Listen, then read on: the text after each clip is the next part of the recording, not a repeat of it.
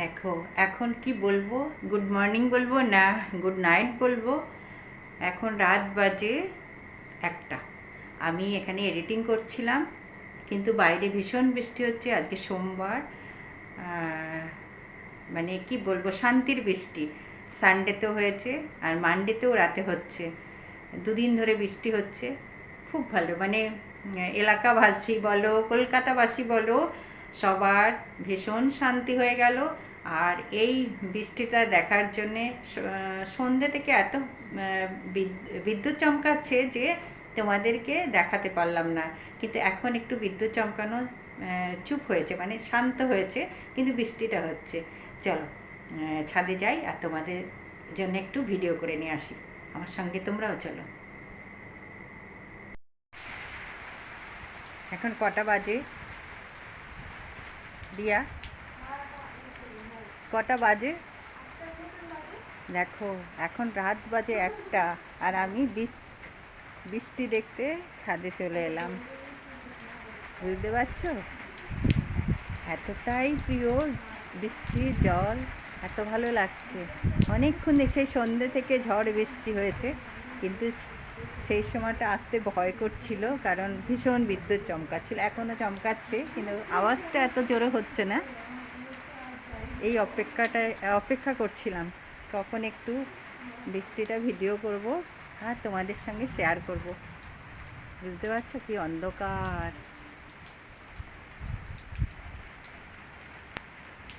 চারিদিকটা ঠান্ডা হয়ে গেছে, গাছপালাগুলোর খুব সুন্দর, কি সুন্দর দেখো।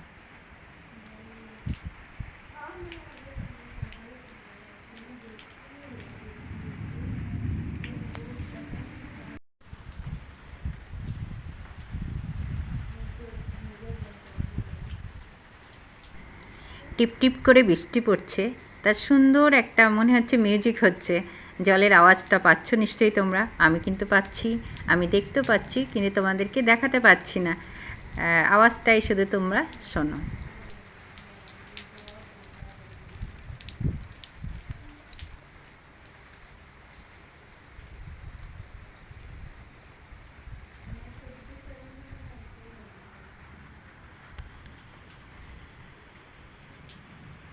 এরপর আমি চলে এলাম, দেখো জলটা খেয়ে নিলাম। এবার একটু 1 কাপ, এই দেখো রচা, আর সাথে একটু মুড়ি আমি খেয়ে নিই। একটু মুড়ি জল খেয়েছি, তার আগে ওষুধ খেয়েছি। আর যেহেতু মেয়ে কলেজে যাবে না, ছুটি নিয়েছে, এই জন্যে একটু দেরি করে ঘুম থেকে ওঠা। আর উঠেই ভালোই লাগছে, বাসি কাজ করে নিলাম। করে নিয়ে এবার ভাবছি চাটা খেয়ে নিই, কিন্তু সবাই ঘুমোচ্ছে, আমি একাই উঠে কাজকর্ম করলাম একটু। আর চাটা খাবো বলে রেডি হচ্ছি, যে চাটা এবার খাই, চা খেলে ভালো লাগবে। আর এত সুন্দর হাওয়াতে বসে বসে চাটা খেয়ে নিই। দেখো হাওয়াটা, দেখো আমার পর্দা সব কিছু উড়ে যাচ্ছে, যেন মনে হচ্ছে কতদিন পরেই হাওয়াটা পাচ্ছি। সত্যি বলছি, একদম হাওয়াই ছিল না, কালকে থেকেই হাওয়াটা ছুটেছে। আর ভীষণ হাওয়া, সব জানলা দরজা খুলে দিয়েছি তো, হাওয়া আর হাওয়া চারিদিকে, যেখানেই যাচ্ছি সব উড়ে যাচ্ছে।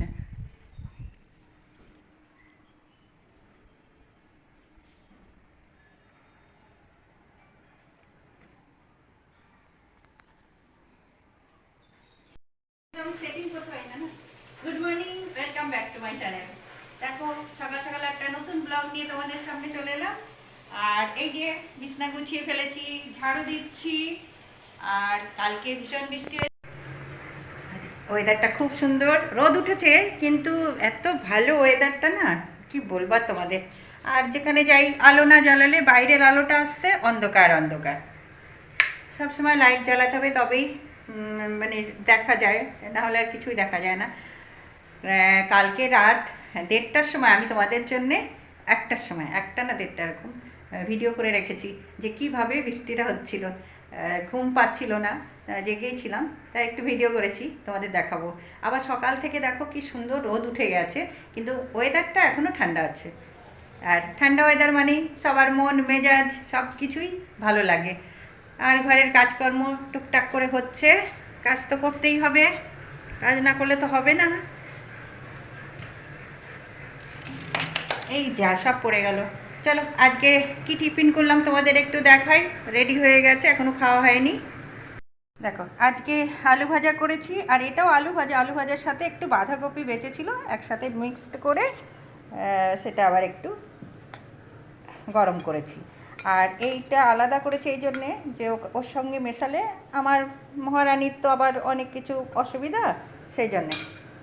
আর এদিকে একটু দেখো পরোটা করেছি। পরোটা বলতে তিন কোনা যে পরোটা, ওটা না, এটা আমি গোল করেই একটু তেল দিয়ে ভাজা করে নিয়েছি, হালকা তেল দিয়ে। বেশিও মানে পরোটা বলতে বেশি সুন্দর করে করিনি, ওই অর্ডিনারি খাওয়ার মতো চলে, একটু সফটও হয় এগুলো।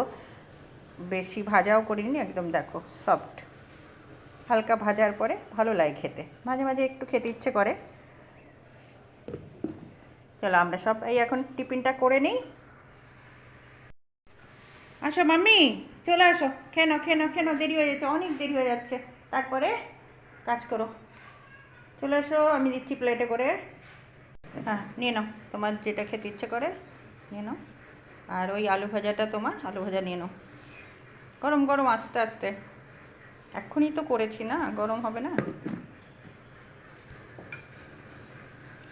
ওটা বাঁধাকপি দিয়ে, যদি না খাস ওই জন্য তোর জন্য আলু ভাজাটা আলাদা রেখেছি। একটু আলু মানে বাঁধাকপিটা ছিল, একসাথে ভাজা করে নিলাম। খেয়ে দেখ, খারাপ না কিন্তু। আচ্ছা ঠিক আছে, পরে খাবো। হুম ঠিক আছে, খেন। দেখো তোমাদের একটা জিনিস দেখাই। এইখানে আমার কর্তামশার জন্য এই পাটিটা পেতে দিতে হয়, নাহলে ওর মানে ঠান্ডা নাকি হয় না, খালি বিছনাটা নাকি গরম হয়ে যায়। ওই জন্য একটা হালকা একটা পাটি পেতে দিতে হয়। আর এই যে এসি চলে তবু নাকি ঠান্ডা হয় না। আর এদিকে পর্দাটার বাইরে থেকে এত আলো আসে যে ঘুমোতে অসুবিধা হয়ে যায়। ওই জন্য আমি একটা পুরনো চাদরও জানলার ওখানে রেখেছি। এই যে পর্দাটা আছে, পর্দা দিলেও দেখো আলোটা কেমন পড়ে, ওই জন্য একটা পুরনো চাদর সেটাকে একটু দিয়ে দিলে কী হচ্ছে, ঘরে আলোটা কম পড়ে। প্রচণ্ড রোদ আর প্রচণ্ড আলো পড়ে যখন দুপুরবেলায় আমরা ঘুমোবো সেই সময়, ওই জন্য এটা দিয়ে দিই। এখন আস্তে আস্তে কাজ এখনও হয়নি, কাজ করতে হবে। আর নিচের কাজ হয়ে গেছে, এখন উপরে চলে এসেছি, উপরে কাজগুলো করে ফেলি। চলো তোমাদের একটু বাইরে নিয়ে যাই, বারান্দাতে চলো। দেখো বাইরে কিন্তু ভীষণ রোদ উঠেছে, কিন্তু রোদ হলে কী হবে, হালকা ঠান্ডাটা আছে। কালকে যে পরিমাণ বৃষ্টি হয়েছে, সারা রাত বৃষ্টি হয়েছে, ভোরবেলা আমাদের এখানে বৃষ্টিটা কমেছে, মানে একদিনে পুরো ঠান্ডা করে দিয়েছে। এই দেখো আমার মিঙ্কি সোনা কী করছে, চলো একটু, এইভাবে দেখাতে পাচ্ছি না তোমাদেরকে,